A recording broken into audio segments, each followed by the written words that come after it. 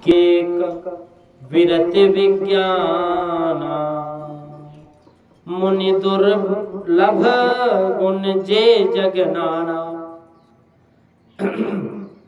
आज देहु सब संशय नाही मागु जो तो ही भाव मन माही। जो भाव हो।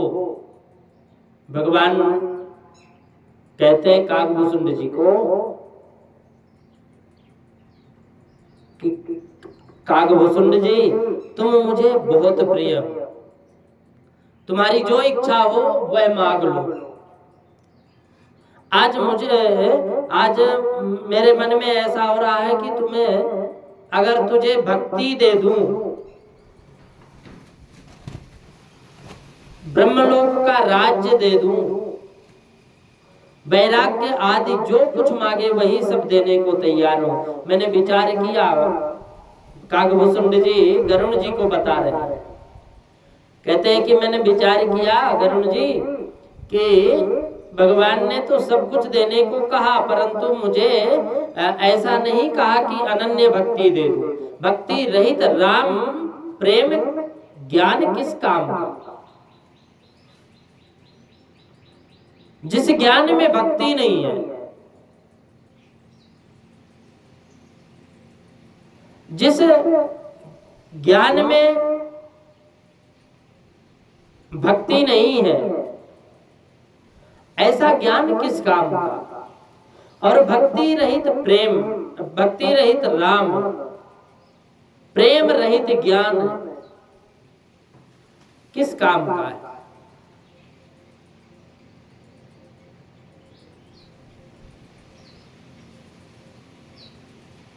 जिस ज्ञान में भक्ति नहीं है वह ज्ञान अंत काल में धोखा देता है।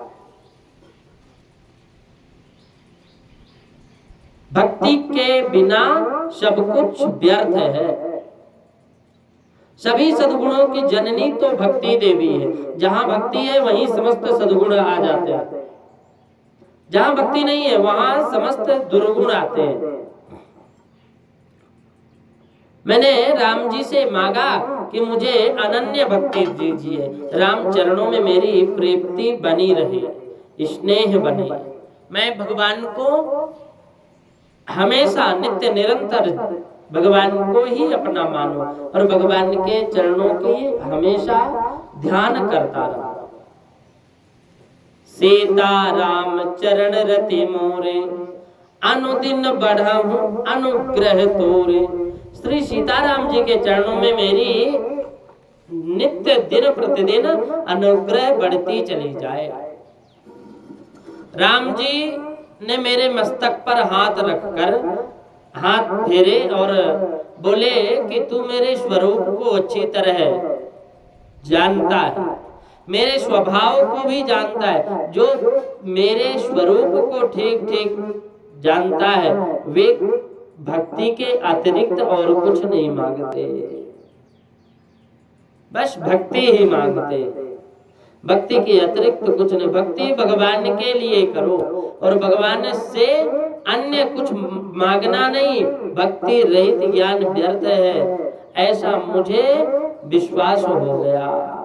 इसलिए मैंने केवल भक्ति ही मांगी। राम जी ने कहा कि तू जहां भी रहेगा वहां मेरी माया नहीं आएगी, तू निरंतर मेरी भक्ति करता रहे। बाद में नीलाचल पर्वत पर चला गया और कौवा तो अतिहीन पक्षी होता है ना, परंतु मेरे राम जी ने मुझ पर कृपा करके मुझे अपनाया। मुझे जो आनंद मिला, मुझे जो आनंद मिला है ये सब भगवत कृपा है। मुझे विश्वास हो गया, इसलिए मैंने केवल भक्ति ही मांगा। राम जी ने कहा तू जहां भी रहेगा वहीं मेरी भक्ति बनी रहेगी और माया दूर रहेगी।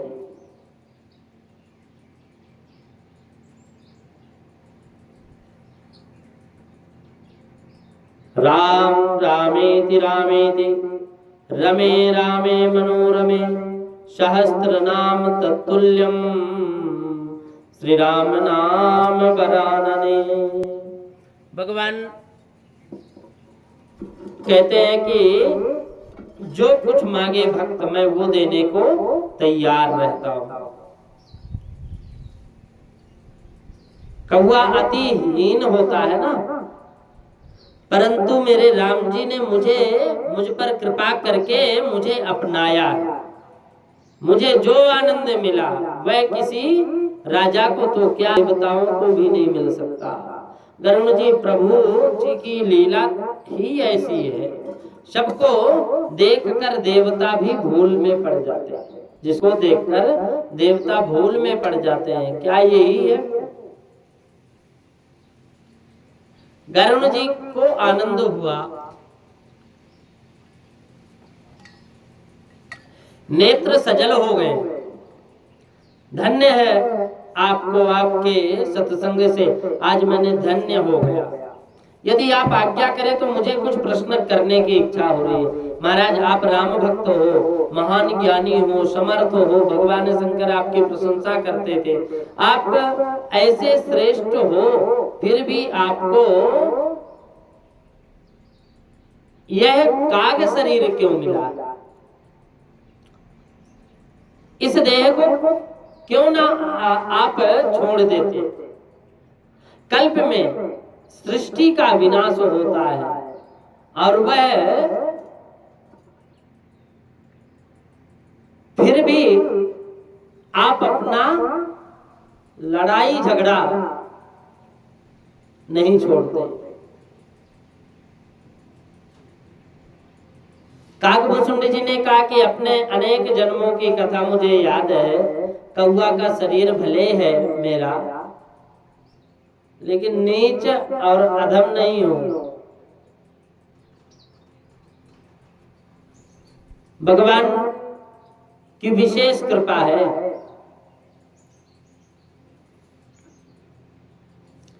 कौवा का शरीर भले ही नीच गणना में हो, परंतु मुझे इस शरीर में राम भक्ति मिलती है।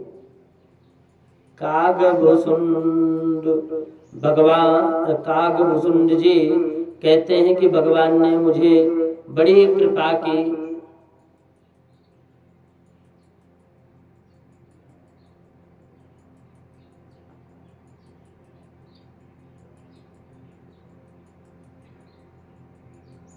काकभूषुंड जी तैयार है।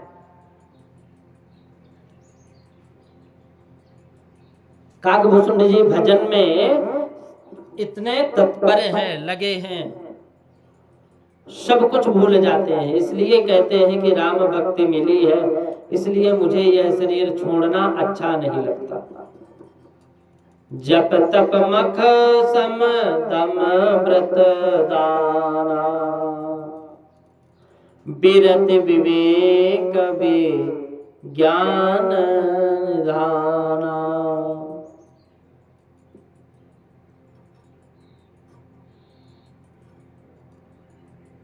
भगवान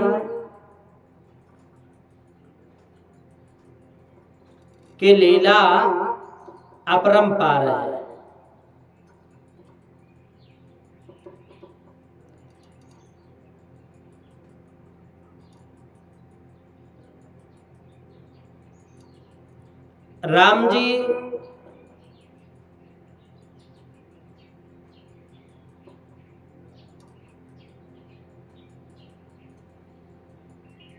राम जी की लीला अपरंपार है। सोई पावन सोई सुभग शरीरा, जो तनु पाई भजई रघुवीरा। राम भगति यही तन उर्जामी, ताते मोहि परम प्रिय स्वामी। तजहु न तन निज इच्छा मारना, तनु बिनु देह तनु बिनु दे वेद, भजन नहीं बरना। तजौ न तन निज इच्छा मरना। वह चाहे शरीर हो, वह भक्ति युक्त होने से ही शोभित होता है। सत्कर्म से शोभित होता है शरीर।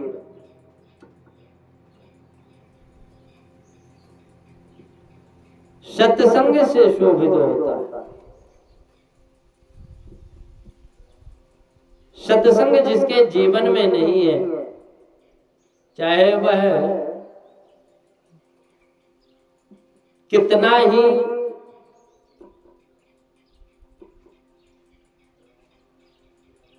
भक्ति करे, लेकिन जब तक सत्संग नहीं है जीवन में, तब तक वो भक्ति कोई काम की नहीं है। सत्संग से भगवत प्रेम जागृत होता है।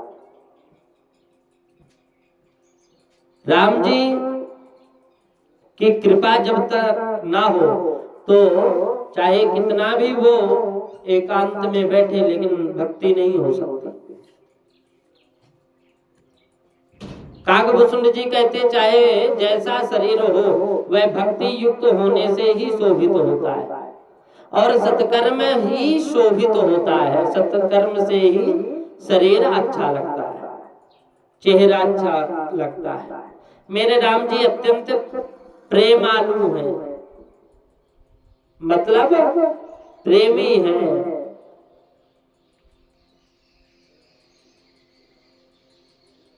सत्संग जीवन को बहुत आगे बढ़ाता है।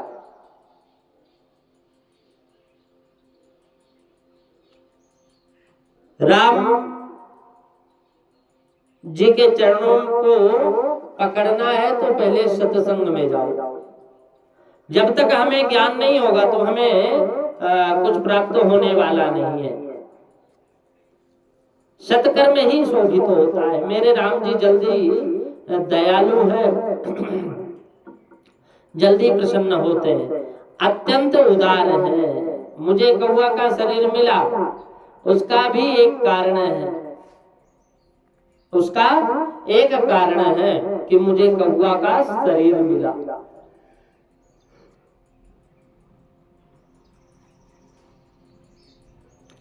हजारों वर्ष पहले कलयुग में मेरा जन्म अयोध्या में एक शूद्र के घर में हुआ।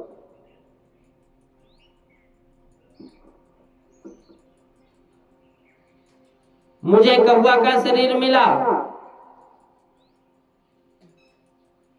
और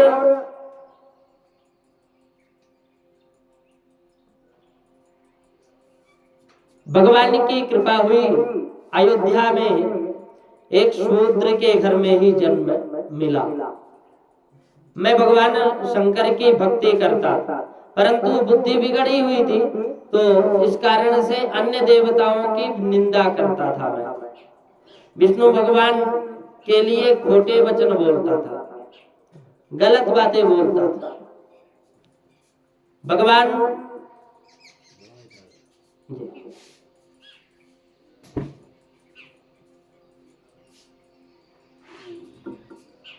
मुझे कौवे का शरीर मिला, इससे मैं बहुत प्रसन्न हूं, कारण कि भगवत कृपा हुई। एक शूद्र के घर में हुआ मेरा, शूद्र के यहाँ मेरा जन्म हुआ। अयोध्या की महिमा मैं उस समय जानता नहीं था। मैं भगवान शंकर की भक्ति करता था, परंतु बुद्धि बिगड़ गई। बुद्धि बिगड़ गई और उस कारण अन्य देवताओं की मैं निंदा करता था।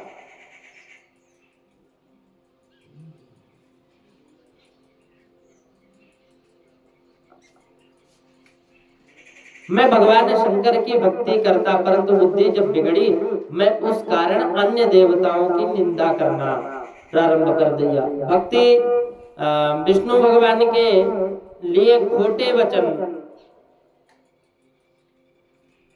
बोलने के कारण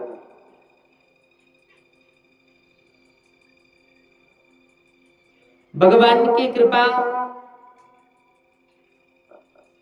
मैं देवताओं की निंदा करता था, भगवान विष्णु के लिए छोटे वचन बोला। अनन्य भक्ति का अर्थ है इष्ट देव का ध्यान करते हुए देह के सुख भुला देना। अन्य देवताओं के सामने, अन्य देवताओं के न मानने से यह अनन्य भक्ति नहीं हो पा रही।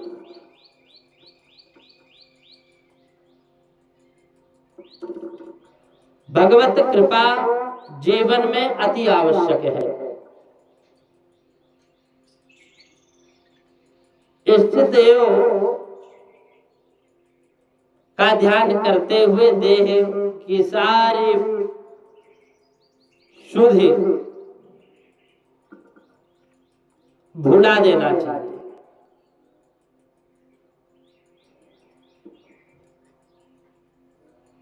अनन्य भक्ति का अर्थ है इष्ट देव में ध्यान करके अपने शरीर को भुला देना।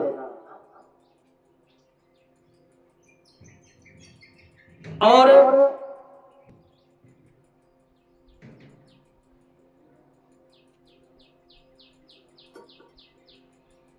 अनन्य भक्ति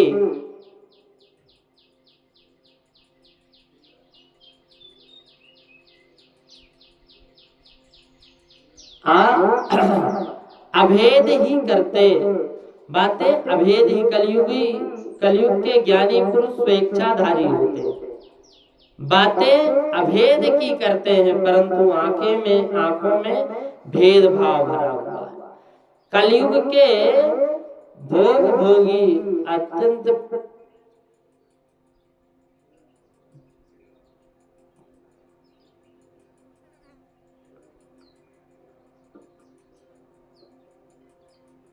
अन्य देवताओं के लिए न मानने से अनन्य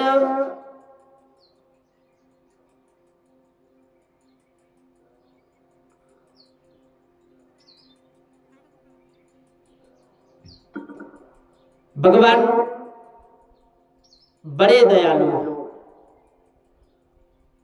अन्य देवताओं के न मानने से अनन्य भक्ति नहीं हो सकते। काकभूषुंड जी का जन्म उस कल्प के कलयुग में हुआ था। उस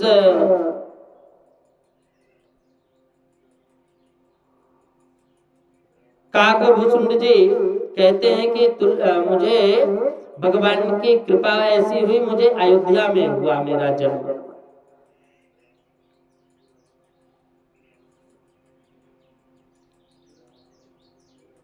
काकभूषुंड जी का जन्म उस कल्प के कलयुग में अयोध्या में हुआ था। तुलसीदास जी महाराज ने कलयुग का वर्णन किया है। कलयुग में लोगों का जीवन अर्थ और काम में ही पूरा हो जाता है। जीव इसके आगे बढ़ता ही नहीं है। धर्म और मोक्ष गौण रूप हो गए, भक्ति गौण हो गई। ब्राह्मण धर्म भूले हुए हैं, सन्यासी गृहस्थियों का जीवन व्यतीत करते हैं। कलयुग के ज्ञानी पुरुष स्वेच्छाचारी होते चले जा रहे हैं, बातें अभेद की करते हैं, परंतु आंखें में भेदभाव भरा हुआ। कलयुग के भोगी भी योगी होने लगे।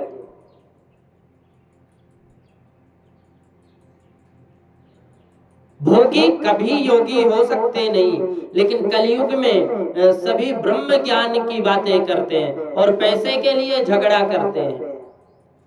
मन के विकार गए नहीं, परंतु बात करेंगे ब्रह्म ज्ञानी की। सभी पुरुष स्त्रियों के अधीन रहने लगे। कलयुग के ब्रह्मचारी भी विलासी हो गए। स्त्रियां बहुत कामी तथा झूठ बोलने वाली हैं। लोग माता पिता की सेवा करते नहीं। भयंकर कलयुग आया, अयोध्या में अकाल पड़ गया। काकभूषुंड जी ने कहा कि उस समय मैं अयोध्या छोड़कर उज्जैनी चला गया, वहां एक ब्राह्मण से दीक्षा ली, व्यवसाय में अच्छा पैसा मिला, मुझे अभिमान हो गया, मुझे केवल शिव में ही प्रीति थी, अन्य देवताओं की निंदा करता था। मेरे गुरुजी कहते थे कि शिव जी तो राम जी का जाप करते रहते हैं। मेरे मन में शिव जी ही श्रेष्ठ होने के कारण मैं गुरुदेव से वाद विवाद करता रहा। शिव सेवा कर फल सुत सोई, अविरल भगति राम पद होई, राम ही भजहि तात शिव धाता, नर पावर कई केतिक बाता, जासु चरण अज शिव अनुरागे, तासु द्रोह सुख चाहसी अभागी। बोले कि मेरे मन में शिव जी के ही प्रति श्रद्धा है और सबसे श्रेष्ठ होने के कारण मेरे मन में श्रेष्ठ भगवान भोलेनाथ। मैं गुरुदेव से वाद विवाद करता था, मैंने अनेक बार गुरुदेव का अपमान किया, परंतु गुरुदेव को कभी क्रोध नहीं आया। बाद में तो मेरा अभिमान इतना बढ़ गया कि मैं गुरुदेव से ईर्ष्या करना प्रारंभ कर दिया। मैं एक बार शिव मंदिर में बैठा था, पंचाक्षर शिव का मंत्र का जाप कर रहा था, पंचाक्षर मंत्र का मैं जाप कर रहा था। उसी समय गुरुदेव मंदिर में पूजा करने आए, अभिमान के कारण मैं उठा नहीं, बैठा ही रहा, गुरुदेव को प्रणाम भी नहीं किया, मैंने गुरुदेव का अपमान कर दिया। गुरु जी को बुरा लगा नहीं, परंतु भगवान भोलेनाथ को यह बात बुरी लगी। तो आकाशवाणी हुई कि तू अजगर की तरह बैठा रह, तूने धर्म की मर्यादा को भंग किया है, तू अजगर हो जा। तो शिव जी ने श्राप दिया तो मैं बहुत बड़गड़ाने लगा। उस समय गुरुदेव ने भगवान शंकर की स्तुति की, नमामि शमीशान निर्माण रूपम, विभुं व्यापकं ब्रह्म वेद स्वरूपम, निजम निर्गुणं निर्गुण कल्पम, निरेहम चिदाकाश माकाश वासम भजेहम, निराकार मोंकार मूलम तुरीयम, गिरा ज्ञान गोतीत मीसम गिरीशम, करालम महाकाल कालम कृपालम, गुणागार संसार पारम नतोऽहम्, गुणागार संसार पारम नतोऽहम्। भगवान व्यापक ब्रह्म ही शिव है। यह शिव, यह जीव अनन्य भाव से भगवान की भक्ति, जब भगवान भोलेनाथ की भक्ति ना करे, पूजा ना करे, जब तक उसे शिव की कृपा ना मिले तब तक जीव को ज्ञान भक्ति नहीं मिलती, योग नहीं प्राप्त होता, मोक्ष नहीं मिलता। नमामि शमीशा निर्माण रूपम, कलातीत कल्याण कल्पांतकारी, सजा सज्जनानंद दाता पुरारे, चिदानंद संदोह मोहा पहारे, प्रसीद प्रसीद प्रभो मंत थारे, न यावत उमानाथ पादारविंदम, भजन्ते है लोके परे वा नराणाम, न तावत सुखम शांति संतापनाशम, प्रसीद प्रभो सर्वभूताधिवासम, प्रसीद प्रभो सर्वभूताधिवासम। शिव कृपा से जीव कामनाओं पर विजय प्राप्त कर सकता है। मेरे गुरुदेव ने भगवान शिव की अनेक प्रकार की स्तुति की तो शिव जी महाराज प्रसन्न हो गए।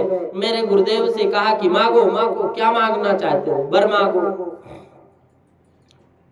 गुरुदेव ने कहा कि मैं सतत आपकी भक्ति करता हूँ, आपसे मैं अनन्य भक्ति का वरदान मांगता हूँ। दूसरे यह भी मांगता हूँ कि माया के प्रभाव से बड़ा जीव चाहे जैसा कहता फिरता हो, चाहे कुछ भी करता है, कारण जीव दुष्ट है, कृतघ्नि है, आप श्रेष्ठ हो, आप कृपा करो। मेरे शिष्य से भूल हो गई। इसकी बुद्धि में वैराग्य उदय हो गया, राम जी में प्रेम हो गया हो, इसका ऐसा कल्याण हो, वही करिए। भगवान भोलेनाथ ने कहा कि ये दुष्ट है, अत्यंत दुखी होगा, 1000 बार अजगर बनेगा, मेरा श्राप तो व्यर्थ नहीं होगा। परंतु तुम मांगते हो तो इस कारण से यह देता हूं कि इसे जन्म मरण का दुख होगा नहीं। 1000 जन्मों के बाद अयोध्या में ब्राह्मण के घर में इसका जन्म होगा। गुरुदेव इतने दयालु होते हैं। तब इसकी राम जी में प्रीति होगी। गरुड़ जी मेरे 1000 वर्ष जन्म हुए। काकभूषुंड जी कहते हैं कि मेरे 1000 वर्ष जन्म हुए और फिर अनेक देशों में भ्रमित रहा, भटकता रहा, परंतु अपने गुरुदेव की शांति पूर्ति मैं भूल नहीं सका। अपने गुरुदेव की शांत मूर्ति को मैं नहीं भूल सका। 1000 बार अजगर योनि में जन्म लिया, परंतु गुरुदेव की कृपा से मरण और जन्म का कुछ भी दुख मुझे प्राप्त नहीं हुआ। 1000 जन्मों के पश्चात अयोध्या में एक ब्राह्मण के घर में मेरा जन्म हुआ। जन्म से ही श्री सीताराम जी में मेरा प्रेम था। बाल्यावस्था में ही मुझे भक्ति का रंग चढ़ गया। मेरे मन में ऐसी भावना जागृत हुई कि मैं अपने राम जी के दर्शन प्राप्त हो, मुझे अपने राम जी की भक्ति करूं मैं। मेरे पिता ने मुझे पढ़ाने का बहुत प्रयत्न किया, परंतु मुझे पढ़ने लिखने में प्रेम नहीं होता था। प्रत्येक अक्षर में मुझे राम जी दिखाई देते थे। भक्तिहीन, भक्ति का अर्थ है भगवान के स्वरूप में आसक्त, अलौकिक रूप में आसक्ति। ये माया है। मैं बालक था, तब से ही मैं राम जी में मेरी आसक्ति बढ़ी। मैं पढ़ लिख नहीं पाया, पढ़ा लिखा नहीं, मैं तो बस भगवान के भक्ति में, राम जी के भक्ति में ही और राम जी के दर्शन की लालसा में ही पागल बना रहा।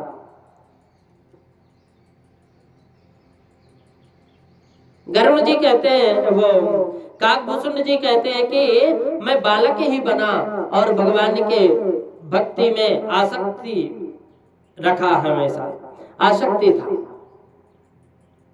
मन ते सकल वासना भागे,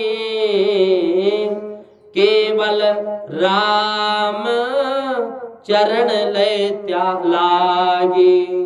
मुझे मेरे मन से वासना भाग गई और मेरे राम, मेरे हृदय में सिर्फ राम चरणों का दर्शन करने का एक लालसा जाग गई। कहूं खगेश अस कवन अभागी, खरी सेव सुरधे नहु त्यागी, प्रेम मगन मोहि कछु न सुहाए, हार्यो पिता पढ़ाई पढ़ाई। मेरे पिताजी पढ़ाते पढ़ाते हार गए, मुझे कुछ भी प्रेम मगन मोहि कछु ना सुहाई। राम जी के प्रेम के, राम जी के चरणों के प्रेम के सिवा मुझे और कुछ सुहाता ही नहीं, मुझे कुछ अच्छा लगता ही नहीं। मेरे माता पिता ने मेरे शरीर जब त्याग दिया तो फिर मैं राम जी का ही हो गया। आसक्ति का एक धागा था, वह भी टूट गया।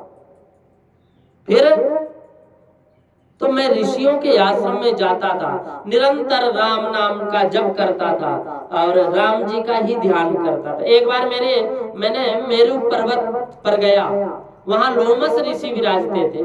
तो लोमस ऋषि ने मेरा स्वागत किया। मैंने उनसे निवेदन किया कि आप मुझे राम जी की कथा सुनाएं। लोमस ऋषि ज्ञानी थे, थोड़ी सी राम कथा कहकर फिर ब्रह्म ज्ञानी की बात करने लगे। मुझे वह ठीक नहीं लगती। तो परंतु लोमस ऋषि यह ब्राह्मण ज्ञान का अधिकारी है। लोमस ऋषि जानते थे। ऐसा उनके मन में विचार आया कि ये समझ गए कि मुझे ब्रह्म ज्ञान का उपदेश ये करते, इसे ब्रह्म ज्ञान का उपदेश अच्छा नहीं लग रहा। मैंने कहा मुझे निरंजन निराकार की बातें नहीं सुननी, मुझे मेरे राम की कथा सुननी है। तो लोमस ऋषि ने ब्रह्म ज्ञान का मैं खंडन करने लगा और ज्ञान की अपेक्षा भक्ति श्रेष्ठ है, इस प्रकार मैं उनसे वाद विवाद करने लगा। तो लोमस ऋषि को मेरी बात पर क्रोध आ गया। मैंने कहा कि क्रोध तो द्वैत में उत्पन्न होता है, अद्वैत में क्रोध किस प्रकार का हो सकता है। आप बात तो अद्वैत की करते हैं, परंतु आपके रोम रोम में द्वैत भरा हुआ है। आप राम जी की कथा कहो, राम जी के साथ प्रेम करो, आपका हृदय पिघलेगा। उस समय ऋषि का क्रोध बढ़ गया। उन्होंने मुझे श्राप दे दिया, तू कौवा की तरह बोलता है, तू कौवा हो जा। इस कारण से मैं कौवा बना हुआ। और परंतु श्राप दिए जाने पर भी मुझे लोमस ऋषि के प्रति कुभाव जागृत नहीं हुआ। मेरे राम लोमस ऋषि में भी हैं। मेरा कल्याण करने के लिए मेरे राम जी ने ऐसा किया है। ऐसा ही भाव मेरे मन में रहा। मैंने ऋषि को प्रणाम किया और कहा कि भले ही मैं कौवा हो जाऊं, परंतु मेरी भक्ति राम जी में ही रहे, ऐसी कृपा कीजिए। मुझे राम जी की कथा सुनाइए, मुझे राम जी का दर्शन हो सके, ऐसा उपाय समझाइए। ऋषि का हृदय पिघल गया। उन्होंने सोचा कि मैंने इसे श्राप दे दिया, उस पर यह मुझे प्रणाम कर रहा है। भक्ति बिना ज्ञान स्थिरता आती नहीं है। लोमस ऋषि को पश्चाताप हुआ कि मैं अद्वैत की बात करता हूं, परंतु फिर भी मुझे क्रोध आ गया। धन्य है यह जीव, ऋषि ने मुझे राम मंत्र की दीक्षा दी और मुझे कहा राम कथा सुनाई। लोमस ऋषि ने कहा कि शिव जी की कृपा से यह रामायण मैंने तुम्हें सुनाई है। अब शिव सदगुरु है, सबके आचार्य सदा शिव है। जो कथा जिस प्रकार शिव जी ने लोमस ऋषि को सुनाई, वही कथा उन्होंने सुनाई। गरुड़ जी ने प्रश्न किया कि कितने ही लोग ज्ञान को श्रेष्ठ मानते हैं और कितने ही भक्ति को श्रेष्ठ मानते हैं। तरति सोगम आत्मविद, ज्ञान में और भक्ति में क्या भेद है वह मुझे बतलाइए। तब काकभूषुंड जी ने गरुड़ जी से कहा कि कहीं संत मुनि वेद पुराना, नहीं कछु दुर्लभ ज्ञान समाना। सोई मुन तुम सन कहूं गोसाई, नहीं आदर भगते क्याई। ज्ञान ही भगत ही अंतर केता, सकल कहूं प्रभु कृपा निकेता। तब काकभूषुंड जी ने गरुड़ जी से कहा कि परमात्मा के साथ जो अत्यंत प्रेम करता है उसे ही ज्ञान प्राप्त होता है। जिसको प्रभु के स्वरूप का ज्ञान है वही भगवान के साथ प्रेम करता। ज्ञान का फल भक्ति है और भक्ति की अंतिम अवस्था ज्ञान है। ज्ञान और भक्ति तत्व एक ही है, फिर भी थोड़ा सा भेद है। यह जीव चैतन्य है, माया जड़ है। जड़ चैतन्य दोनों में ग्रंथि पड़ गई और जड़ चैतन्य को बांध सकता है ऐसा कोई नहीं है कि जड़ और चैतन्य को बांध दे। यह गांठ है तो मिथ्या, परंतु मिथ्या गांठ भी अत्यंत दुख देने वाली है। सतत भक्ति की जाए तो ही यह गांठ खुलेगी। अगर निरंतर भक्ति की जाए तो यह गांठ खुलेगी। ईश्वर अंश जीव अभिमनासे, चेतन अमल सहज सुख राशि। सो माया बस भयम गुसाई, बंध्यो कीट मरकट की नाई। जीव ईश्वर का अंश है। ईश्वर जीव अंश अविनाशी, ये अविनाशी अंश है, भगवान है। और भगवान ईश्वर जीव अंश है। इस जीव के अंदर परमात्मा अंशावतार में, अंश रूप में स्थित है। सुख दुख मन को होते हैं। मन की कोई स्वतंत्रता सत्ता नहीं है, वह मन की सत्ता लेकर काम करता है। आत्मा तो साक्षी रूप है, फिर भी माया के कारण, अज्ञान के कारण आत्मा दुख का आरोप स्वयं में करता है। जीव तो परमात्मा का अंश है, शुद्ध है, चैतन्य है। जो राजा का पुत्र है उसे कौन बांध सकता है? यह जीव परमात्मा का पुत्र है, इसका किसी ने बंधन नहीं किया। बंधन में सत्यता भी नहीं, झूठ है।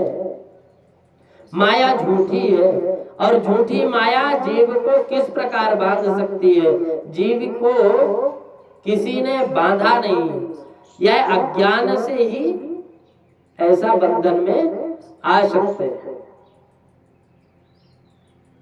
ये भगवत कृपा।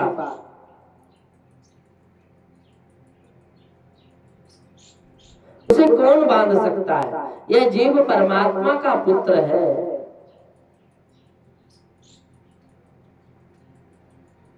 यह परमात्मा का पुत्र है।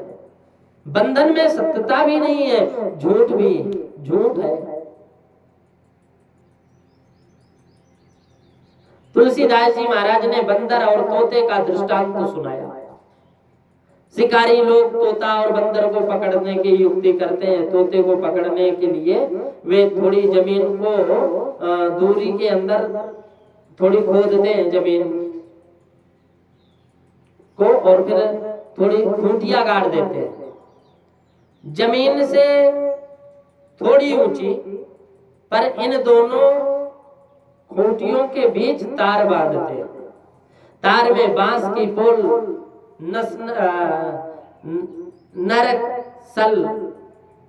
नरसल डाल देते हैं उसमें। जिससे वह घूमती रहे। फिर उसके आगे अनाज के दाने बिखेर देते हैं। तोता वह दाना खाने के लिए आता है। स्वाभाविक रीति से वह ऊंचाई पर बैठना चाहता है। तोता हमेशा चिड़ियों को देखते हैं तो अपन तोते को देखते हैं तो हमेशा वो ऊंचाई में बैठने का कोशिश करता है। और तार की डोरी डाली हुई पंगोली के ऊपर जाकर बैठता है। उसी समय पंगोली उसके तार में तुरंत घूम जाती है। उसके भार से वजन के कारण वो घूम जाती है और तोता उल्टा लटक जाता है। तोता स्वयं के पंजों से पंजोली को पकड़े रखता है। पकड़कर उसकी स्वयं की है, परंतु वह छोड़ नहीं सकता। और अंत में शिकारी उसको पकड़ लेता है। बंदर भी उसी प्रकार से पकड़ लिया जाता है। शिकारी संकरे मुंह वाली हाड़ी जमीन में गाड़ देता है और हंडी में थोड़े से चने पटक देता है।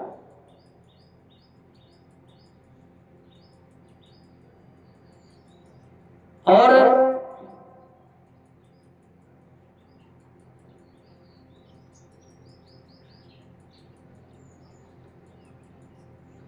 उसी समय पंगोली उसके भार से तुरंत घूम जाती तो तोता उल्टा लटक जाता है। बंदर भी ऐसा ही पकड़ा जाता है। हाड़ी में थोड़े से चना पटक दिए जाते हैं सकरी हाड़ी, और वह स्वयं दूर जाकर खड़ा हो जाता है पकड़ने वाला आदमी। और फिर बानर को हाड़ी में चने देखकर आनंद होता है। तो वह जल्दी से चना लेने के लिए दोनों हाथ में डालता है, हाड़ी में डालता है और चने की मुट्ठी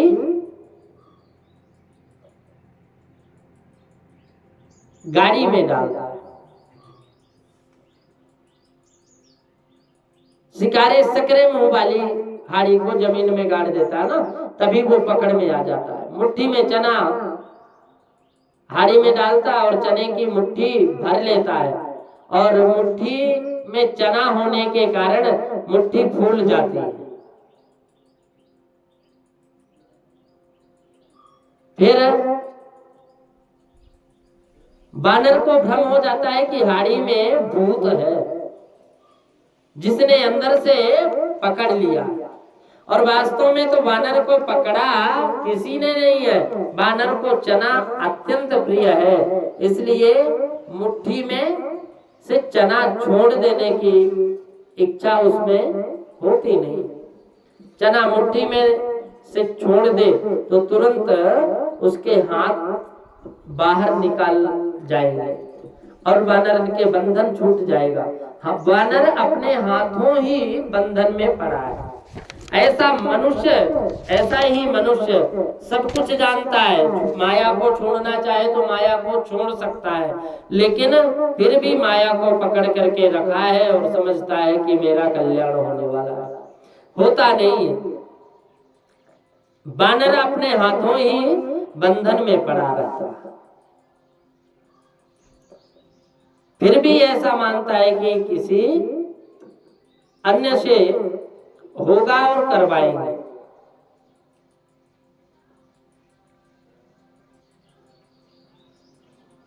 भगवत प्रेम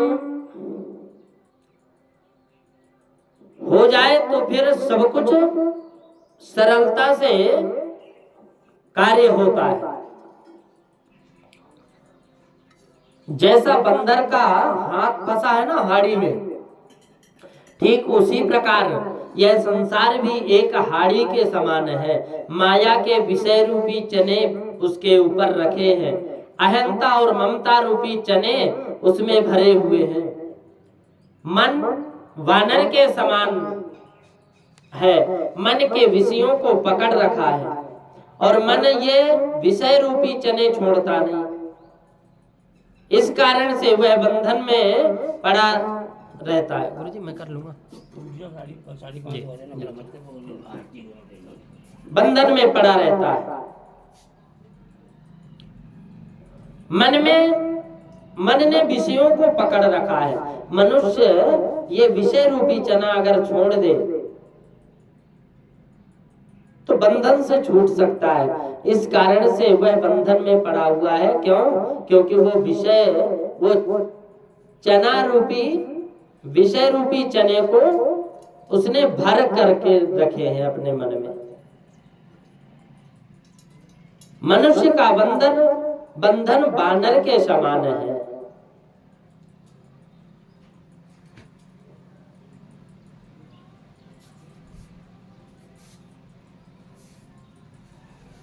मनुष्य ये विषय रूपी चने छोड़ता नहीं है,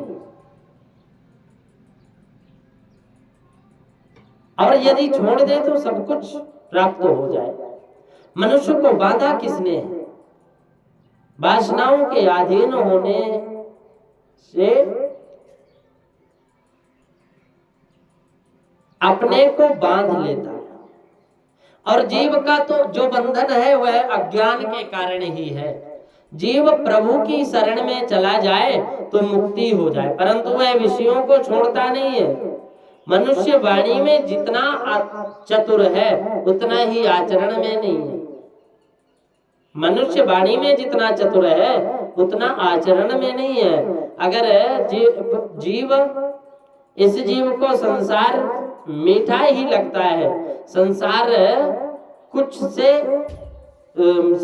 सुख से इसके मन में घृणा आती ही नहीं,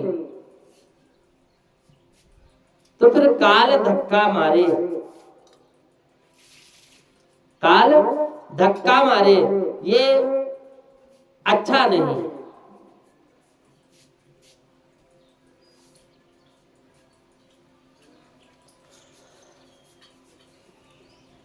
मनुष्य को कोई नहीं बांधा, मनुष्य अपने आप ही बंधा हुआ है।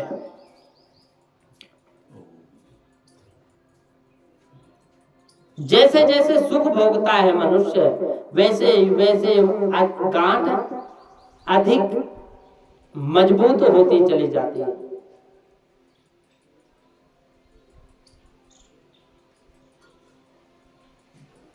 इस गांठ को छुड़ाने के लिए महाज्ञानी पुरुष ज्ञान रूपी दीपक प्रकट करते हैं, और उसके प्रकाश में इस सूक्ष्म गांठ को झुकाते हैं। अत्यंत परिश्रम करने के उपरांत ज्ञान रूपी दीपक प्रकट हो जाता है। बोलो श्री सीताराम जी महाराज की जय, सतगुरुदेव भगवान की जय। राम रामेति रामेति रमे रामे मनोरमे, शास्त्र नाम तत्तुल्यम श्री राम नाम वरानने। तो ये ज्ञान रूपी दीपक प्रकट होता है। सात्विक श्रद्धा यही गाय है, और इस गाय का जप तप स्वाध्याय सत्कर्म रूपी घास चरानी पड़ती है। भार रूपी बछड़ा गाय को रखे, ऐसा अब संभव है। बछड़ा गाय को गले तब दूध निकल पाता है। विश्वास रूपी पात्र में शुद्ध मन रूपी ग्वाला में, विश्वास रूपी पात्र में शुद्ध मन रूपी ग्वाला से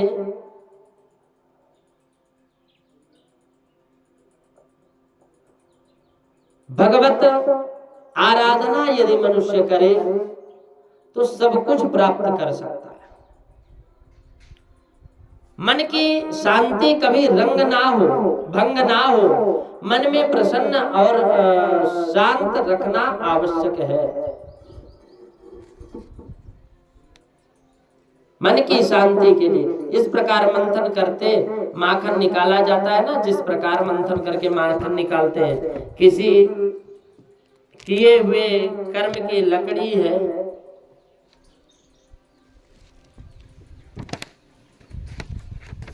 ममता रूपी छाछ उसमें से अलग कर दी जाए, तब ज्ञान रूपी ज्ञान वैराग्य की हृदय रूपी जीवन में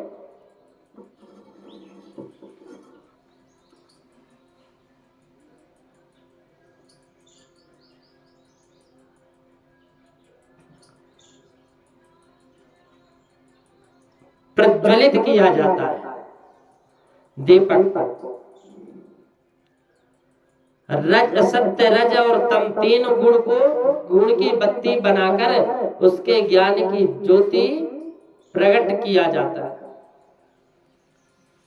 इस प्रकार अनुसंधान रखकर यह ज्योति प्रकट हो गई और भगवत कृपा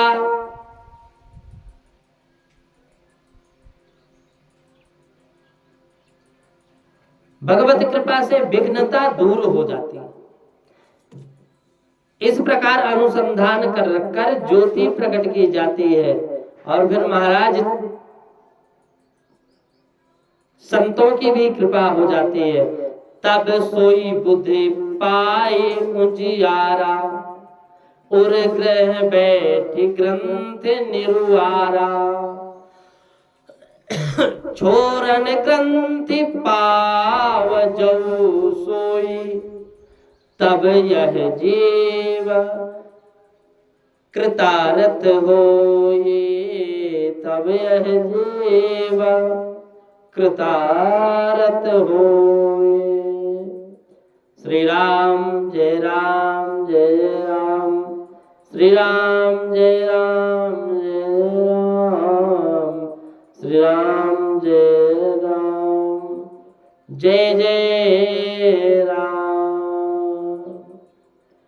राम रामेति रामेति रमे रामे राम तुल्यम राम राम नाम वरानने। श्री सीताराम जी महाराज की जय। विषय रूपी पवन छूटती है और दीपक रूप को बुझा देती है। भगवान की लीला अत्यंत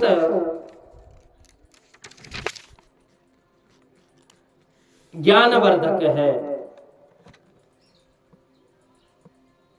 मैं राम जी का सेवक हूँ, ऐसी भावना से ही निरंतर भक्ति लगाओ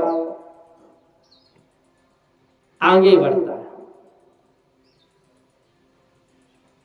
चतुर शिरोमण तेज जग माही जो मन लाग सुजतन कराही सो नहीं हेतु, सो नहीं सो मन यद्यपि प्रगट जग आही।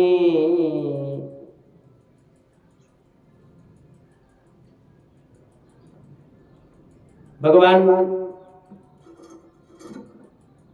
कहते हैं कलयुग का मनुष्य स्वार्थी है, कामी है, विलासी है, वह व्यंजनों में फंसा हुआ है, मंद बुद्धि वाला है।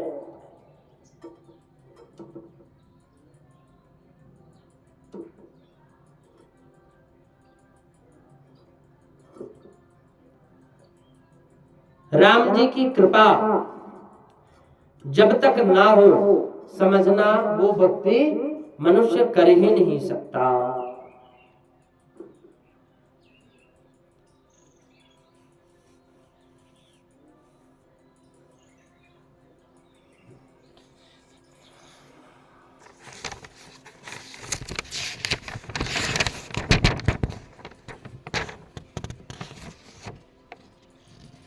भगवान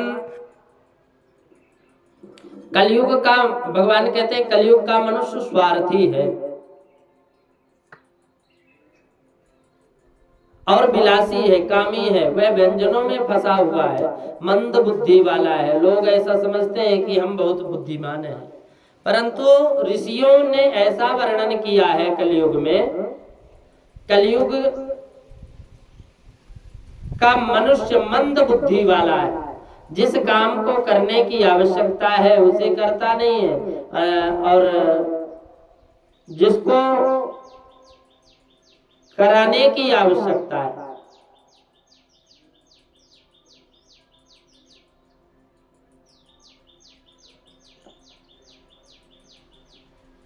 जो भगवत सेवा पूजा करने की बहुत आवश्यकता है, जो मनुष्य ऐसा हो, परंतु भक्ति करता नहीं है मनुष्य, ये अभागा है, इसको मंद बुद्धि वाला कहा गया है। व्यवहार का काम करने में यह अत्यंत सावधान रहता है, एकाग्र चित्त से करता है। माता लोग रसोई बनाने में अत्यंत सावधान रहती, दाल में नमक कम ना या ज्यादा ना पड़ जाए, सब्जी में नमक कम या ज्यादा ना पड़ जाए।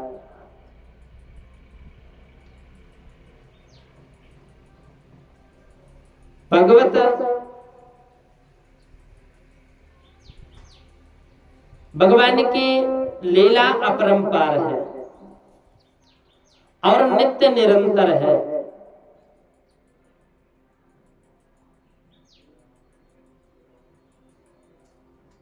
एकाग्रचित होता है कौन? जो भजन करता है, भगवान भी साथ देते हैं उसका। परंतु माला जपने बैठे उस समय एक चित्त एकाग्रता ठहरता नहीं है, फिर भोगे हुए सुख का चिंतन करने में से मन विचलित हो जाता, बिगड़ जाता है। भगवान की लीला, गरुण जी को अत्यंत आनंद हुआ भगवान की लीला कथा श्रवण करके। गरुण जी ने कुछ अन्य शब्दों से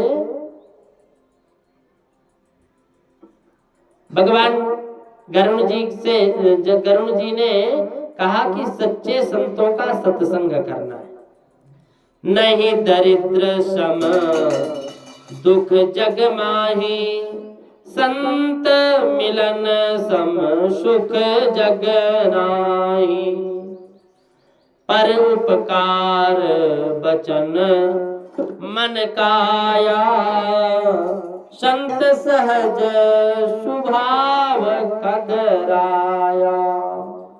भगवान भोलेनाथ का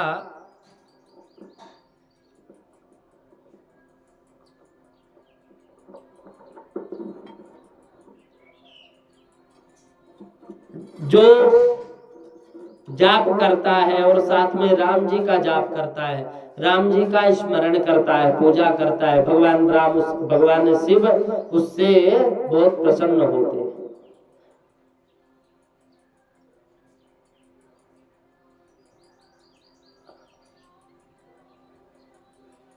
गरुण जी ने पुनः प्रश्न किया कि बड़े से बड़ा ताप कौन सा है? काकभूषण जी ने कहा कि मन कामनाओं का प्रवेश ना करे, उनसे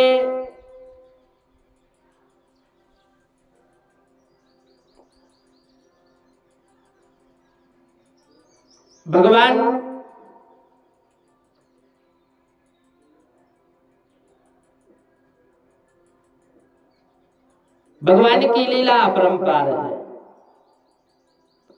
गरुण जी से पूछा कि वीर किसे कहते हैं? गरुड़ जी ने पुनः पहले प्रश्न किया कि बड़े सा बड़ा तप कौन सा है? तो काकभूषण जी ने कहा कि मन में कामनाओं का प्रवेश ना हो, मन उसका त्याग कर दे, वह महान तपस्वी है, महान तपस्वी है।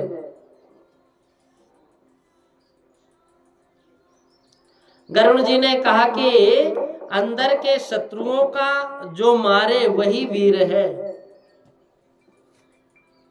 काकभूषण जी ने कहा, तो गरुड़ जी कहते हैं कि नरक किसे कहते हैं? काकभूषण जी तमोगुण जागे छल कपट करने की इच्छा हो तो उसे नरक ही कहते हैं। रजोगुण जागे छल कपट करने की इच्छा हो तो उसे नरक कहते हैं।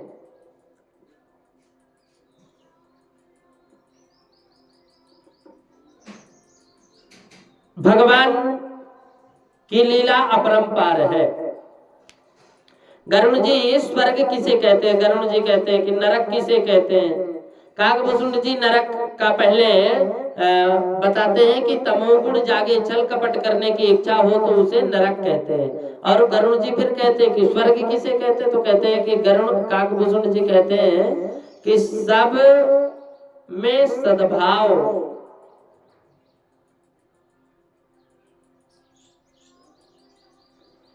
तो गरुड़ जी स्वर्ग किसे कहते हैं, ऐसा कहते हैं। काकभूषुंड जी ने कहा कि सब सद्भाव जागे, सतत परमात्मा का स्मरण करे और वह स्वर्ग है। और गरुड़ जी कहते हैं जीव जब बाहर रहता है ना, जीव बाहर रहता है तो अपने स्वजनों को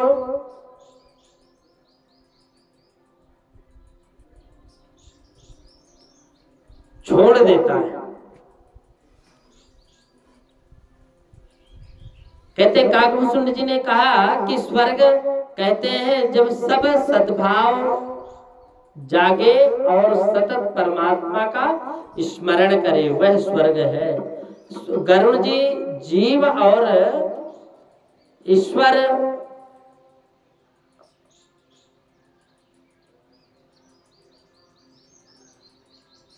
भगवान की कृपा हो, गरुड़ जी बहुत प्रसन्न हुए। काकभूषुंड जी जो माया के अधीन है, काकभूषुंड जी को कहते हैं कि जो माया का अधीन है, वह जीव माया के किसी में भी नहीं है, वह माया के अधीन नहीं, वो मनुष्य माया के अधीन है और जीव ईश्वर के अधीन है। भगवान का के अधीन हो जाओ तो फिर कहने की आवश्यकता नहीं। लेकिन लोग जब कोई संकट की घड़ी आती है,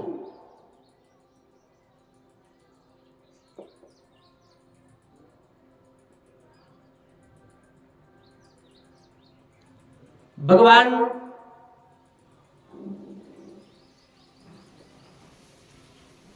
की लीला है, वह जीव तथा माया जिसके अधीन है वह ईश्वर है।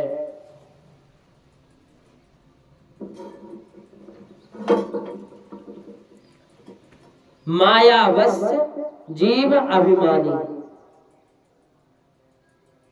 इस शुभस्य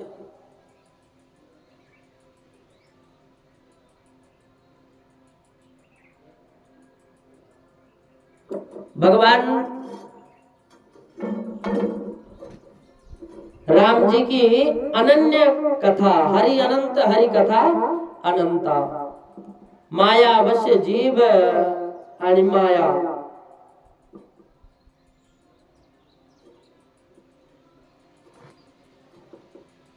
माया अवश्य जीव अभिमानी, ईश अवश्य माया गुण ज्ञानी।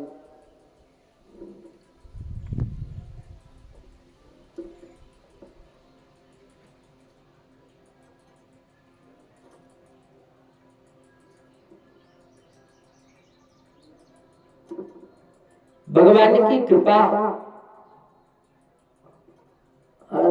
अति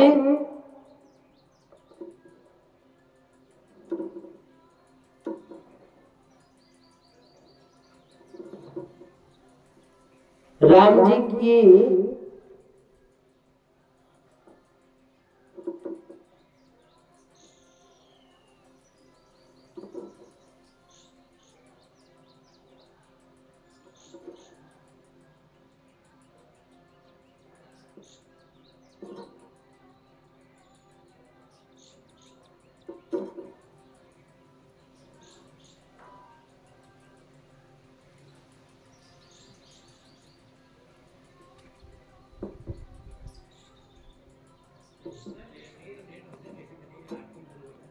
जी